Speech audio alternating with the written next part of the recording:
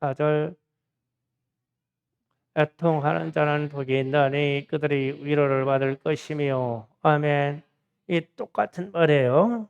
심령이 가난한 거나 겸손하는 말이 똑같고 애통한다는 것과 통회한다는 게 똑같아요. 똑같은 말이에요. 그러면 이제 우리는 겸손이 무엇인가를 깨달으면 우리가 이 겸손의 경지로 들어가면 되겠죠. 깨닫고 겸손이라는 것은 자기의 잘못이 죄가 하나님 앞에서 숨겨지지 않는다. 절대 숨길 수 없다는 것을 알고 하나님 앞에 나아가 철저히 회개하는 것이 겸손입니다. 다시 말합니다. 내가 지은 죄는 하나님을 절대 속일 수가 없다. 절대 못 속인다. 그래서 하나님을 속일 수 없기 때문에 우리는 하나님 앞에 나가 회개한다. 그런데 반대로 교만이 뭐냐면 우리는 우리의 죄된 것을 하나님을 속일 수 있다고 생각하는 거예요. 이게 교만이에요. 우리는 우리가 죄를 지면요, 먼저 나를 속여요. 나를 마비시키는 나를 속여요. 그리고 바로 이웃과 가족을 속여요. 그러니까 잘도 속아요. 세상 사람들이 또 속아요. 뭐 목사님도 속일 수 있어요. 저도 사람이니까 잘 속아요. 속아요. 그런데 하나님은 절대 안 속아요. 이게 문제예요. 그래서 교만이 뭐냐면 하나님도 속일 수 있다고 생각하는 거예요. 그래서 하나님이 가만히 계시니까 속였다고 생각하는 거예요. 죄를 져놓고. 그런데 이 영적인 이 깊이에 들어가서 깨닫는 사람은 왜 회개를 잘하느냐면 하나님을 절대 속일 수 없다. 하나님은 속지도 않아야 하신다. 하나님은 내게 있는 모든 죄가를 다 하신다. 내 머리털까지도 쓰신 바가 되신다. 그러니까 우리에 있는 모든 영역을 하나님 앞에 속일래야 속일 수가 없어. 그럼 이것만 알으면 겸손으로 들어가요. 그렇게 해야 되니까 하나님 앞에 내가 지은 죄와 허물을 속일 수 없으니까 애통하면서 이 회개하는 거예요. 내가 어찌할꼬 그러면서 회개하는 겁니다. 그런데 오늘날 우리 청소년부터 우리 아이들까지 왜 회개가 안 되고 회개라는 게 사라지냐면 하나님까지도 속일 수 있다고 생각하기 때문에 그래요. 선생님도 많이 속였죠. 부모님도 많이 속였어요. 부모님도 많이 속이고 부모님한테 거짓말도 많이 했죠. 영주야 고개 들어. 응? 응. 엄마 아빠한테 거짓말해서 많이 속였어? 그런 적 있어? 말을 못하겠어? 많지? 아니 이렇게 물으면 안 돼. 하나님은 아시겠지? 네, 하나님은 아시겠지? 어. 지연아, 많이 속였지? 선생님도. 어, 엄마 아빠도 많이 속였지, 그지? 엄마 아빠도. 근데 말은 잘 못하겠지만 하나님은 더 잘 아시겠지, 그지? 그러면은 어떻게 해야 돼? 회개해야 되겠지? 조금 있다가 기도할 때 의철 앞으로 와. 회개하러 나오는 거야. 회개해야 돼. 알았잖아. 하나님은 속이지 못한다니까. 목사님도 하나님을 못 속여. 그래서 이 죄를 지으면 두려워. 하나님을 속일 수가 없기 때문에. 그런데 우리는 하나님이 속는 줄 알고 살아. 그렇게 또 속는다고 또 믿어. 믿음이 얼마나 좋은지 몰라. 믿어. 하나님은 절대 안 속아요. 그래서 하나님을 속일 수 있다라고 하는 그 자체가 교만이에요. 이게 최고의 교만입니다. 그래서 주님이 계속 말씀하시는 거예요. 심령이 가난한 자는 복이 있나니 천국이 저희 것이다. 이 사람의 마음은 심정이 겸손하고 가난해서 내 앞에 있는 죄에 대해서 어찌할꼬라고 생각하는 게 심정이 가난한 거예요. 그게 겸손이에요. 하나님이 내 죄를 다 알고 계셔. 그래서 애통하는 거예요. 애통하는 자는 복이 있나니 하나님이 위로해 줄 것이다. 회개하는 사람만 하나님이 위로해 주세요. 하나님 앞에서 내 죄와 내 허물을 속이고 있을 때는 하나님이 위로해 주실 이유가 없어요. 징계하시고 심판하시죠. 그래서 우리는 회개해야 돼요. 회개하면 하나님이 위로해 주시고 용서해 주시고 천국에 대한 사정을 알려주시고 복받는 비결입니다. 그래서 똑같은 말로 세례 요한이 외칠 때에 마태복음 3장 2절에서 이렇게 합니다. 다 같이 크게 있습니다. 회개하라 천국이 가까웠느니라 하였으니 아멘. 회개하라 천국이 가깝다. 그러면 이 회개라는 자체가 지금까지 말한 겸손과 애통이에요. 내 죄를 속일 수가 없다. 내가 지은 죄와 내가 가지고 있는 허물을 하나님 앞에 속일 수 없으니 하나님께 그대로 가지고 나가서 나는 하나님께 회개한다 이거예요. 그러면 천국이 너희 것이다. 그런데 예수님도 공생에 들어와서 첫 번째 외치는 말씀이 똑같아요. 마태복음 4장 17절 다 같이 있습니다. 이때 예수께서 비로소 전파에 이르시되 회개하라 천국이 가까이 왔느니라 하시더라. 아멘. 예수님도 이 말씀하시는 거예요. 너희가 있는 너희의 죄를 하나님 앞에 숙일 수가 없어. 절대 사라지지도 않아. 그래서 회개하고 나와라. 그러면 천국이 너희 것이다. 축복의 말이에요. 그래서 우리 자신이 겸손한 자, 심정이 가난한 자, 세례 요한이 말한 회개하라, 예수님이 말씀하신 회개하라, 이거 다 똑같은 시예요.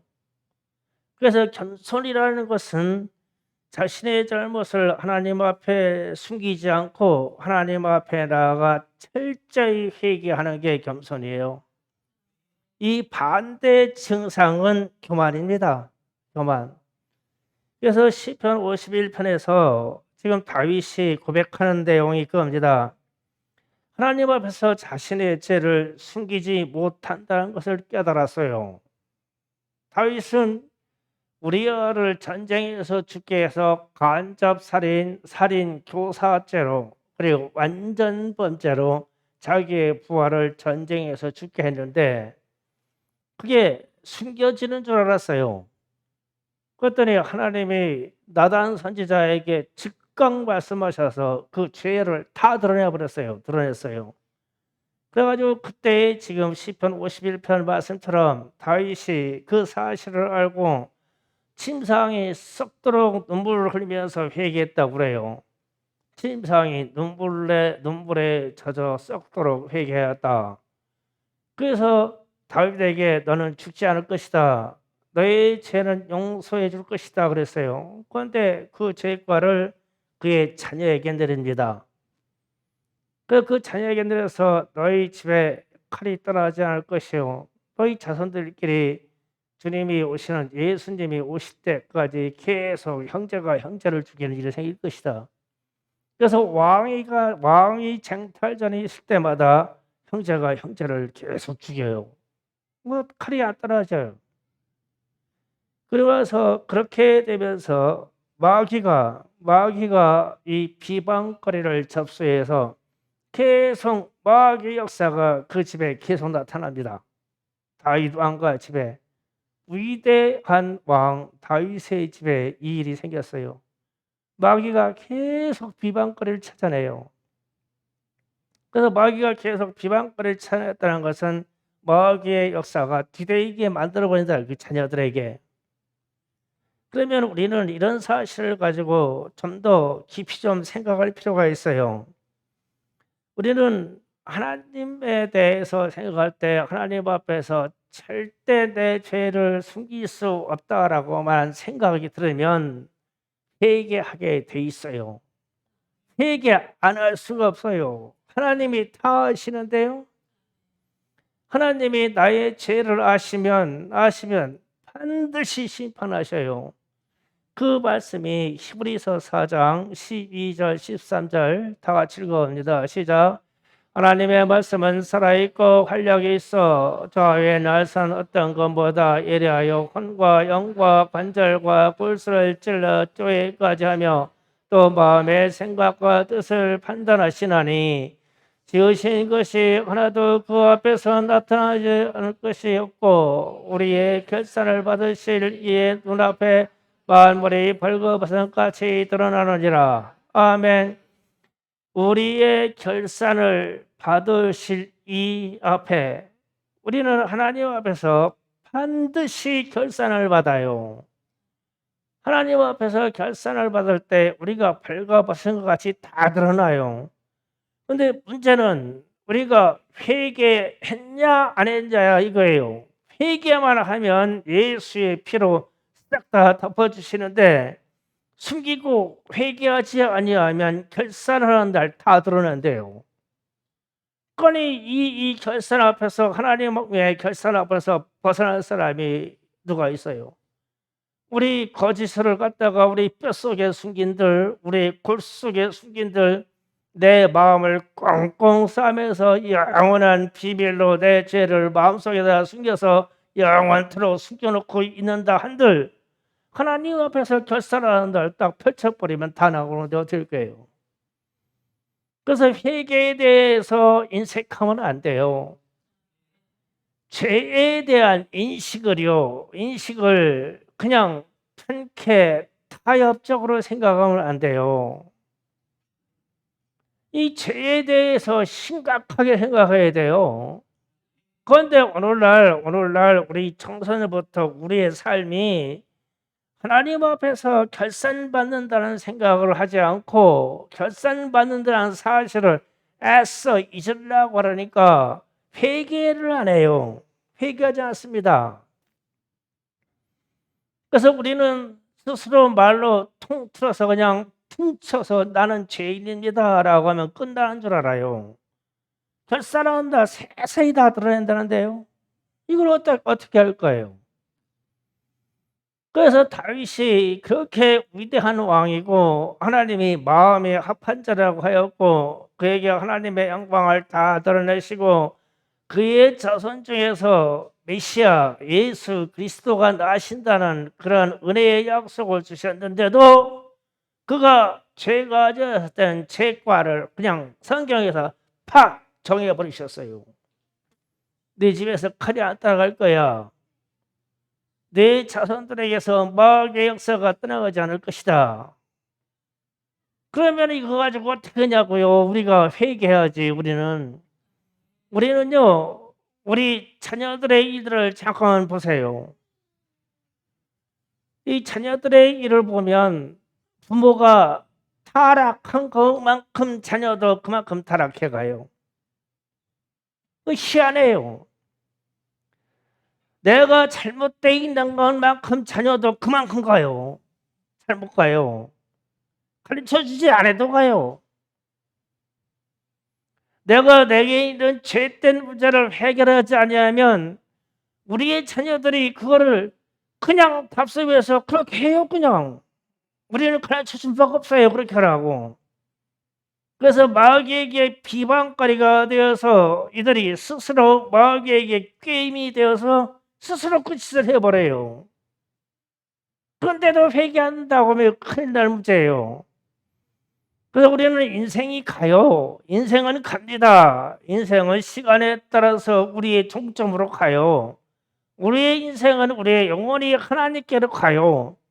그런데 이 가는 여정이 어떤 이는 하나님에 대해서 믿음을 견고히 세우고 자기 생활과 더불어 자기 가족의 모든 일들에서 경건의 일로 모든 죄의 뿌리를 뽑아내고서 하나님이 평강의 길로 들어가는 가족들이 있어요. 가정이 있어요. 그런데 어떤 집은 민도라하면서 계속 사건 사고로 반복되고 이 자손들이 자녀가 큰 사건을 쳐요.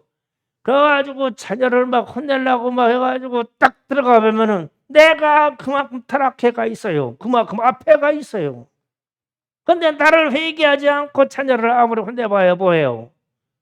마귀가 그렇게 비방거리를 만들어서 역사하는데, 우리는 이런 사실을, 영적인 사실을 우리는 인정하고 내가 회개하려고 그래야 돼요. 우리가 회개해야 돼요. 이 시대가. 그래서 우리 자녀들에게 내려가는 마귀의 비방거리와 자녀들이 싸움하고 칼 가지고 자녀들끼리 다툼이 일어난 일을 내 태에서 끊어버려야 돼요. 우리의 세대에서 끊어야 됩니다. 그런데 이게 안 끊어지고 계속 반복해서 평생 가요. 주님 앞에 가면 어떻게 될까요? 이걸 결산할 건데. 반드시 결산해요. 성경에 있는 말씀 그대로. 그래서 온전히 좀 회개해서 우리에게 일어나는 마귀의 역사와 죄의 반복의 역사를 끊어버려야 돼요. 그런데 이게 쉬운 일은 아니에요. 쉬운 일은 아니어야 됩니다. 아닙니다.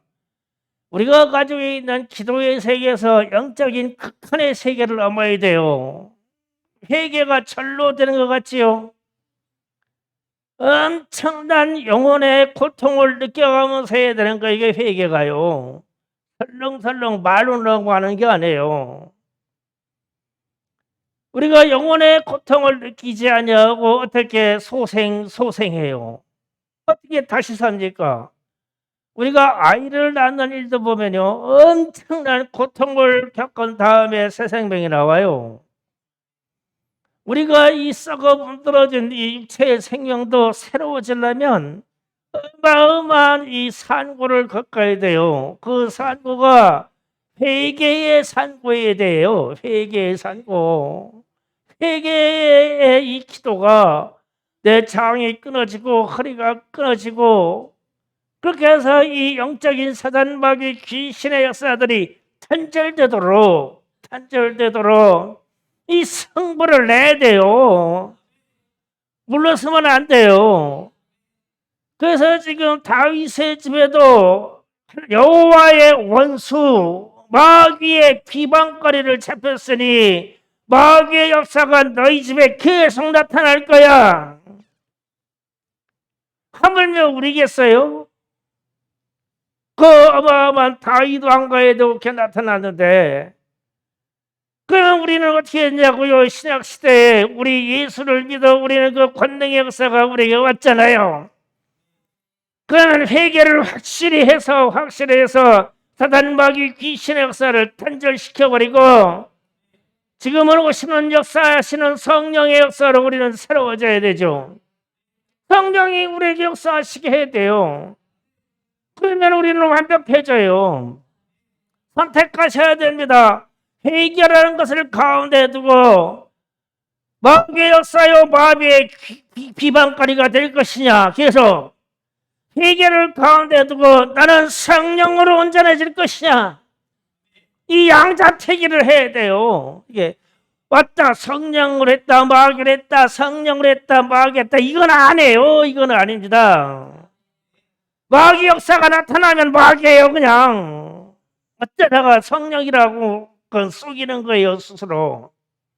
성령의 자리를 딱 들어오면은 그냥 100% 성령이고 100% 하나님의 일이고 100% 헌신이고 100% 천국이에요. 그래가지고 우리 집에 우리 자녀들이 뭐 마귀에게 왔다 성령으로 왔다 하나님이 뭐가 아쉬워서 섞어주겠어요. 그래서 하나님은 이 입에서 나온 말까지 한 우물에서 정결한 것이 나오면 계속 정결할 것이고 한 입에서 더러운 것과 정결한 것이 같이 나올 수 없다고 그랬어요. 그 회개에서 이 더러운 것을 싹 빼버려야 돼요. 그 다윗이 그렇게 회개하려고 해서 안 되니까 오늘 말씀 10절에서 하나님이여 내 속에 청한 마음을 창조하시고 내 안에 정직한 영을 새롭게 하옵소서. 내 영혼 좀 다시 만들어 달라는 거예요. 다윗이 괴로워가지고 하나님 나를 그냥 다시 만들어주세요. 내 영혼 좀 다시 만들어주세요. 내 이 영을 좀 다시 만들어주세요. 새롭게 다시 만들어주세요. 내가 죽었다가 다시 태어나도 좋으니 좀 다시 좀 만들어주세요. 나 이제 좀 끊고 싶어요. 그러니까 막 다윗이 막 잘잘하게 얘기하는 거예요. 자기가 하나님의 칭찬을 받고 하나님이 왕으로 세우고 하나님이 마음을 판단하고 했었는데 한순간에 잘못을 이래가지고 엄청난 죄에 빠졌다가 일어서려니까 안 돼. 안 돼. 아무리 막 침상이 썩도록 울고 그래도 안 돼. 그러니까 하나님이 내 마음에 청한 마음을 창조해 주세요. 창조한다는 것은 없는 것을 있게 해달라는 거잖아요. 없는 것을 있게 해달라고. 그렇게 해서라도 나 좀 새롭게 해주세요. 그래서 나를 새롭게 하시옵소서. 이건 나 좀 살려주세요. 나 좀 살려주세요. 이 죄과가 안 떠나요. 나 좀 살려주세요. 막 다윗도 왕이 막 몸부림치는 거예요 지금. 그래서 우리 자녀들의 일과 우리 주변에 있는 이들과 우리 남편들과 더불어 우리 직장과 우리 주변에 있는 모든 일들이 우리가 보기에 이게 마귀 역사라고 그러면 다윗과 같은 이 소리가 나와야 돼요. 정한 마음을 창조해 주세요. 나 좀 살려주세요. 나 좀 살려주세요. 나 좀 새롭게 해주세요. 내가 내 속이 다 썩어 문드러졌어요. 내가 아무리 눈물을 쏟아도 안 돼요. 주님 나 좀 살려주세요. 나 좀 새롭게 해주세요. 이렇게 회개했단 말이에요 다윗이. 그래요 이 마귀의 역사요 이 비방거리가 지금은 예수의 이름으로 명하면 끊어져야 되는데 우리 성도들의 가정 속에서 끊어지지가 않아요. 이게 끊어지지가 않아요. 아무리 명령해도 요지부동이야. 왜 그러냐? 회개하고 들어오지 아니하니까 그래요. 회개하고 들어오지 않으니까. 아무리 손을 얹어 축복을 해도 축복이 안 들어가요. 안 들어가. 진짜 제가 이 영적인 비밀이요. 나는 우리 아이들과 여러분에게 이렇게 손을 얹고 기도하잖아요. 기도하면 어떤 아이들이 무슨 연구인지 나는 손을 분명히 정수리가 앉았는데 이 정수리에다가 딱 손을 얹었는데 기도 중에는 이 머리가 이렇게 빠져나가. 눈을 뜨고 보면 얹어 있거든. 눈을 뜨면은 손이 목 정수리에 아수에 올라가 있어. 기도를 막 하다 보면은 빠져나갔어 이렇게. 희한하네. 눈 뜨고 보면 올라가 있어. 기도가 안 들어가. 안 받아. 이 머리가 막 노쇠덩어리로 돼가지고 안 받아. 애들이 안 들어가. 하나님 이를 축복하시옵소서. 이 영혼을 새롭게 해주세요. 하나님에게 성령의 지혜와 지식과 능력을 쏟아주세요. 이런데도 머리가 휙 빠져나가. 영의 세계에서 깜짝 놀라는 거다가. 여러분은 안 그렇겠어요? 왜 주의 종이 안수하고 축복하는데 안 들어가냔 말이에요. 회개에서 이 단장을 해결하지 않아놓기 때문에 그래요. 그래서 이사야가 예레미야 선지자가 너희는 무슨 노시다. 너 쇳덩어리다. 쇳덩어리. 돌이다. 돌. 하나님의 말씀이 회개하라. 그런데 안 들어가. 그래서 너희 심령을 찢어라. 너희가 할례하는 너희 살갗을 찢는 것이 아니라 너의 마음을 찢어라. 막 이러는 거예요. 그래서 이게 회개만 제대로 되면 성령이 역사하셔가지고 막 지혜의 세계를 열고 막 세계를 열고 막 축복의 세계를 열고 질병의 치료의 세계를 열고 그냥 열어요. 축복이 열립니다. 그냥. 그런데 감히 우리가 피조물인 우리가 하나님을 속일 수 있다고 생각해. 속인다고. 그래서 이게 하나님을 속인다고 생각하는 것 자체가 최상의 교만입니다. 최상의 교만. 그래서 교만이 무엇이냐, 교만이 무엇이냐 하면 그 앞에다 딱 죄를 딱 갖다 놓으면 그냥 딱 결론 나버려요. 자기가 지은 죄를 하나님 앞에 속일 수 있다고 생각하는 거예요. 하나님이 참고 계신 거지 속은 거 아니에요. 그래 가지고 자기 연민에 빠져버리죠. 나는 괜찮은 사람이라고, 괜찮을 거라고 천만해요. 오늘 여러분의 심정 위에 주님의 말씀이 강타하기를 원해요. 여러분의 생각과 모든 것을 다 쪼개시고 마음도 쪼개고 관절도 쪼개고 무릎 관절도 쪼개고 골수까지 쪼개셔서 그 안에 있는 죄를 끄집어내가지고 결산하는 날 다 꺼내놓은대요.